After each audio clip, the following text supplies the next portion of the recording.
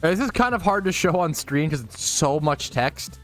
There is a big PokeForce thank you letter, essentially. I just want to show you guys what it looks like. You can check it out for yourself in their Discord, but I'm going to read through this really quick. I'm just going to turn it off. I'm going to take it off. It's so hard to see, so I'll just take it off and I'll read it to you guys. But essentially, Alicia, I believe the head dev or one of the head devs on the PokeForce project, right? The upcoming Pokemon MMO that I've been covering in great detail. Wanted to essentially say thank you to everybody who helped participate in the pre-alpha test. As the demo winds down, I wanted to just reflect a little bit and talk about what went well and what we're planning to do better next time. First off, thank you for such an incredible 2 weeks. This was without a doubt our biggest and best demo we've had yet. The turnout was absolutely massive with over 7,000 unique accounts and our peak online count nearly reaching 700 players. That doubled our Christmas demo statistics. And the best part was the game server did it all without breaking a sweat.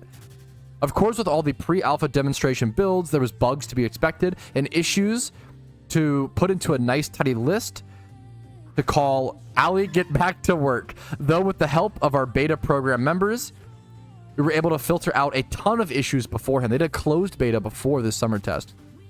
And I'd like to personally thank them from the bottom of my heart for working so tirelessly with us as we push to get this demo across the finish line. Give them a high five. They killed it. Just a very sweet message. Speaking of high fives, how about our administration, moderation, and community guide teams? There was a lot of questions with the game, especially since we introduced a lot of gameplay elements that people were not familiar with. And with it being a demo, we didn't spell it out in a proper, nice tutorial. And these teams rose up and helped as many players as possible.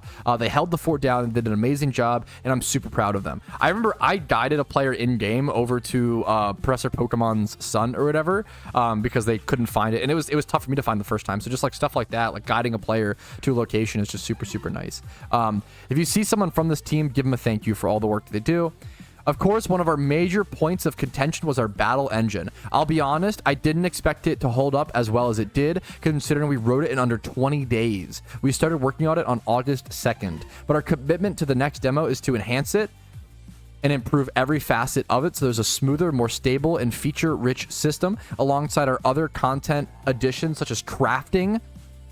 Alongside these additions and enhancements, we're committed to moving forward to make the game more beginner-friendly and improving several quality-of-life changes. Honestly, that was my biggest critique, and I'm a hardcore grinder, I feel like, right? But there were times where this PokeForce didn't really feel as beginner-friendly as it should be, honestly, in my personal opinion.